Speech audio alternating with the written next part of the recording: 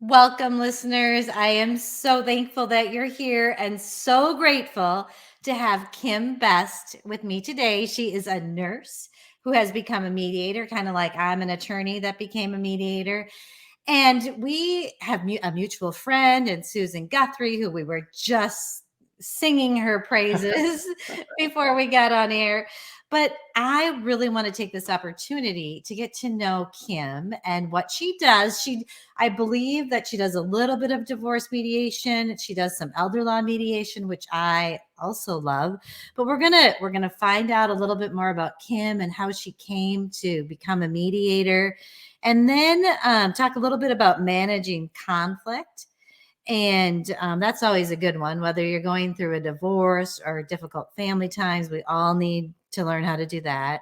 And then mediation and its uses. I mean, I am such a lover. You could get me on a soapbox to talk about mediation all day long for any conflict. And then maybe at the tail end, if we have time, to talk about some examples of good divorces, because we always like to talk about that on my show. So, Kim, welcome. Thank you so much for being here. I'm excited to be here, Lisa. Thank you. And thank you for the work that you do.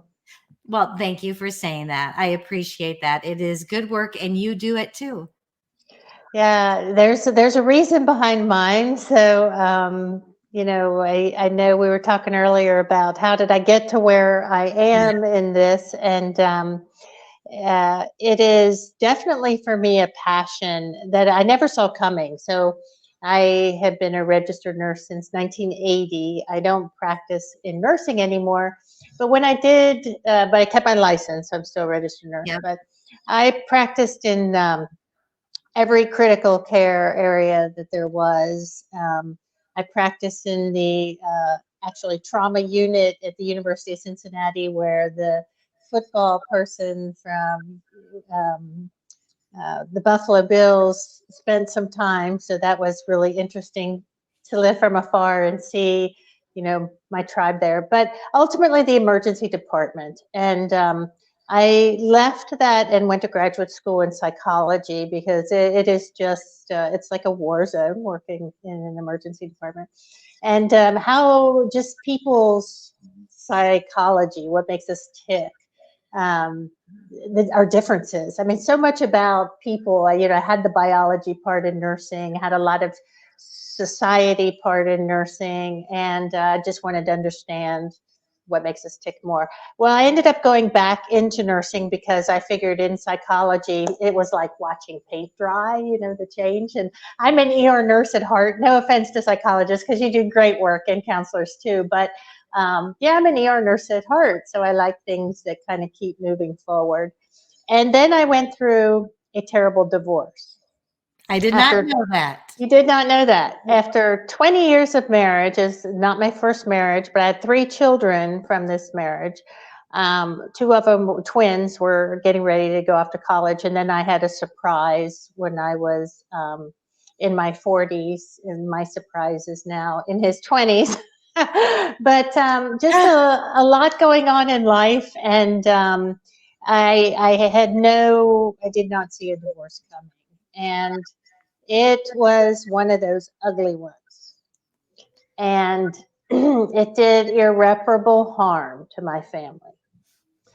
And as I was going through the process, my brother, who was brilliant, said, "Hey, have you ever heard of this thing called transformative mediation?" And he knows, he's an educator, he knows some mediators. And so he sent me stuff on that. And I went to visit Baruch Bush at Hofstra University and began studying transformative mediation. And then I was just awed by the fact that every moment I was learning something about managing conflict that almost none of us learn. I was learning skills, and I was learning ways to talk better and listen better. And everything I learned, I was like, wow, the relationships that could potentially be healed, if not so broken, if we knew how to do this better. So then I went through more of this terrible divorce and just felt called to help find an alternative, to be part of an alternative, so that less families would have to be mutilated the way attorneys and there's no better word, mutilated mind, did irreparable damage. I mean, just irreparable damage. And I'm so none of it was necessary. All of it was a game that sometimes gets played.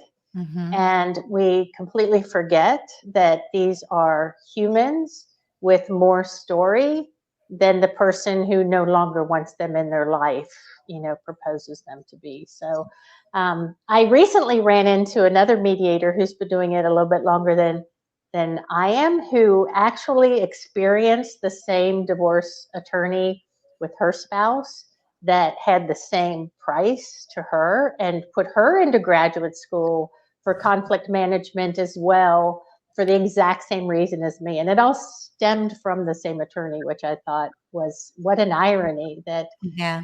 out of something so broken that this attorney, feels compelled to do the divorce process this way. At least there's two people who are fighting for lack of better words, a better alternative and a better outcome. Well, and let me ask you, Kim, so you talked about looking into transformative mediation. Mhm. Were you doing that during your divorce process? Great question. I probably know because the divorce was final when I went back to graduate school. Okay. And I tell people, and this is just true. I am good at my job. I am a good mediator. I'm good at conflict, unless it's my own.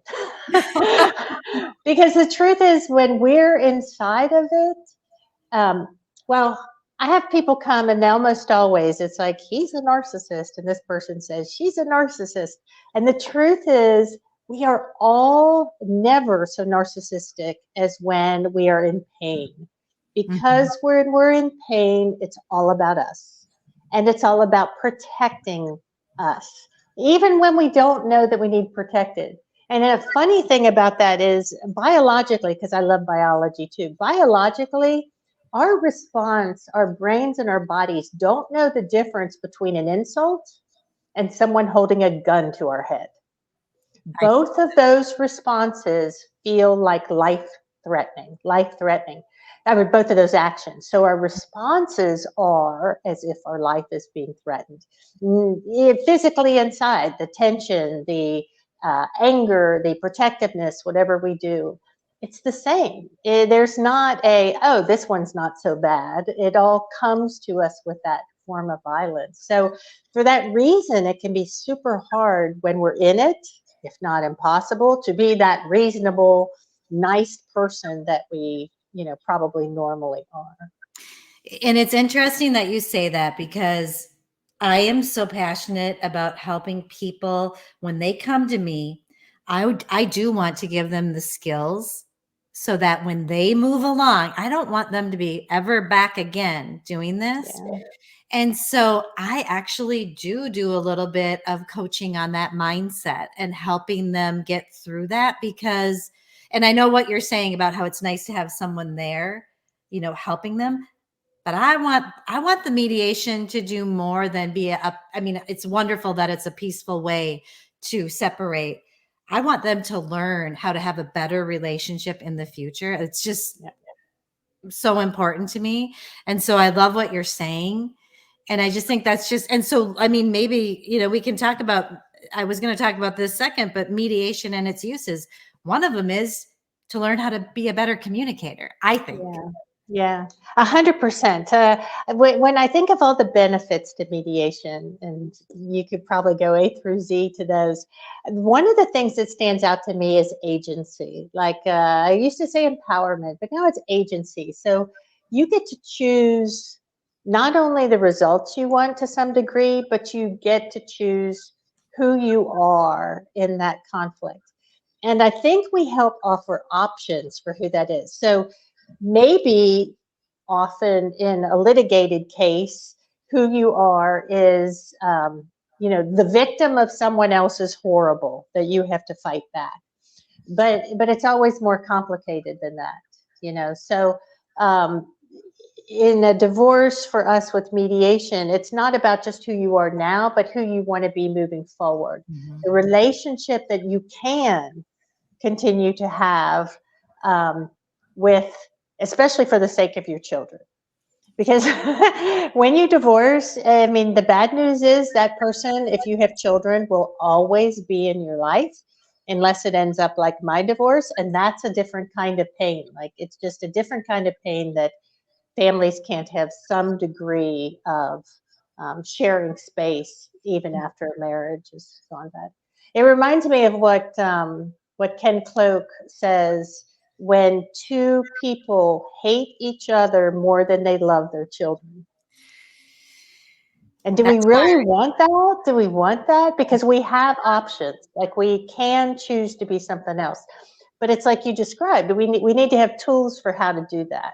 And sometimes before we can do that, we have to be heard how painful it was for us. We have to be validated, not blamed. That's another thing I love about mediation, is it's never about who's right and wrong. right. And I almost always see two people that I really, really like. And when I stand in their shoes, I get where they're coming from, both of them. Kim, So, that is exactly what I tell people when I am sitting over here and I have a client, two clients, and maybe one cheated and the other, I yep, sit here and I love them both. And yep, I can, you can have empathy over the situation. It is a beautiful experience. And yeah. even though it's hard and sad, there's beauty in it. There definitely is. It's almost, to me, it's almost sacred. It's sacred I because agree. we're going to mess up. Good people have terrible moments because we're people, you know. And one of my side things about the whole thing between mediation and conflict is, we're more than our worst moment. And we've become sort of, for our brains are wired to do it for one, but another, it's just fast to label people as their worst moment. He's a liar, he's a cheat, she's a whatever. The truth is, you can be honest 99 times, you can be trustworthy 190 times, and that one moment seems to somehow erase all the good that you've done. And is that fair? Because it requires us being perfect to never have that moment. And who among us is? All right. Amen. So, yeah, I've seen really good people do things they really regret and want to make better. And why do we struggle so hard to make that opportunity even possible? Right. So when you think about mediation and its uses, Mhm. what's in your head? Well, an alternative to, gosh, there's so much in my head on that. I An know. alternative well, an opportunity for connection, an opportunity to have an outcome that you can look back on and maybe even be proud of. The agency and empowerment, an opportunity to have a voice, an opportunity to heal. But most of all, I think an opportunity to design your own life. And that is in how you do it and the outcome. And it takes coming from a place of calm and long-term thinking instead of maybe just revenge and getting even. You have to get past that to do that. But like a lot of things, I think it can be the fine line between hope and regret. Mediation can. That is, hope for a better outcome, hope for the best outcome you can have, versus regret for going down paths that you just can't get back. That was so good what you just said right there. I mean, empowered. You have a voice. Design your own life. Hope. I mean, those are, I love how you just described mediation, because I don't know that I can always put it in words that Yeah. are, that explain it that well. That is amazing. And Thank because you. it's such a wonderful tool, not just for divorces, but for elder law issues. I have helped so many people, and I wish they knew more about it when they're um, fighting about the care for mom. If you can get that Right. whole family together, sit in a room, and they have their voice, and then the other people get to understand their issues. It's That's right. beautiful. It's It beautiful. really is. It's incredible. You know, Lisa, I think one thing that we don't realize is these moments create our legacy. They don't just affect us, they affect generations to come. And when do we stop to realize that? Because again, when we're in pain, it's all about us and avoiding that pain or surviving that pain, and it's hard to have foresight then. But these decisions, this anger, this getting even, this demonizing, it changes the trajectory of a family's entire future. Mm-hmm. You know, and can you imagine what that would look like if there was healing instead? And I honestly believe that no matter if we talk about, successful mediations or failed mediations and what those look like, I can honestly say that if people stay present to some degree, you may not have the perfect outcome, but to some degree, you will have an improvement over where you are now. Because where you are now, we can hide it, we can stuff it, we can do anything but address it, and it's going to be eating at us. Mm-hmm.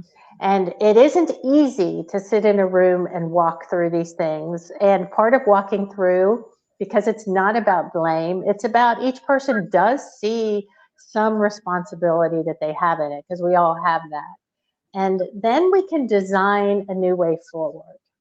And that's why, for me, as an ER nurse, that works better than psychology, because it is all about designing a better way forward, not staying in the past. We have to acknowledge the past. We have to, try to heal the past. Maybe there's some restoration or apology that can happen in there. But ultimately, it's about how do you want to write your story moving forward? So good. Such good information. Okay, now I have to ask you about examples of good divorces, because my listeners, I know they want to have a good divorce if they can. Oh, I really like that. So the truth is, not everybody does want that, at Right. least in the moment. But I have seen some incredible, thank heavens, because we get to see the opposite of that as well. But I've seen families, I've seen adults really trying to ponder and work out a way that they can disrupt their children's lives as little as possible, including how about we let the kids stay in the house? The parent who has the child that time stays in the house with them. Maybe we share an apartment. Well, this won't work long term when other new people come into life, but for now, we'll share an apartment. When you're with the kids, I have the apartment. When you're not, I am. I mean, even to consider that means you have the kids' best interest in heart. I have seen people decide, rather than fight over this amount of money, I will literally give you that fight so that we can move on peacefully. Yeah. I know I could get more in the way of things if I fought you for those, but I put more value on my relationship with the kids and our relationship having enough that I know I can start over and build more if I need to, and I'm not going to risk it for the kids. And I love that you said that you put more value, because that is one thing that I ask my clients. I send out a little video before we meet, and I want them to really know what's important to them and what they value, because that is going to be a driving force, because this is your agreement. And when I have most beautiful clients, and I'm going to be starting to get some of them on my podcast to talk about how they've done this better. And it's not easy, but when they are so focused on their kiddos, and even if they don't like each other very much, if they can stay focused on them. And you know what? Even if you don't have kids, like you were saying, I mean, you can feel proud of how you handled it. That is worth a lot to me. You gave me goosebumps. Oh. There are no words for that. You have to know that to look back again with the lack of regret. You can't control the outcome of what the other person is going to do, but you can always control who you're going to be in the process. And at the end of the day, nobody can take that away from you. Yeah. So true. And then I was thinking of another thing. so much more important for the two parents who love their kids to make the decisions about their kids if they can do it together than a judge who I'm sure has the best thing in mind, but he doesn't know your kids. That's correct. So for parents to be able to put aside and do it for their kids is amazing and beautiful, and I just value those. That's why I love my clients so much. I do too. I do too. I was saying, I'm working with some that are struggling, even though they have kids. It's because an attorney-driven process Uh-huh. in their case that is making things harder.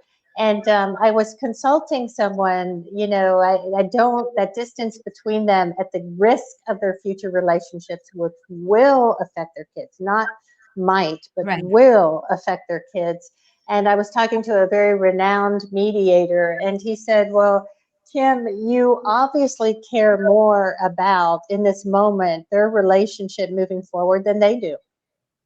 And I paused for a moment and I said, you're right.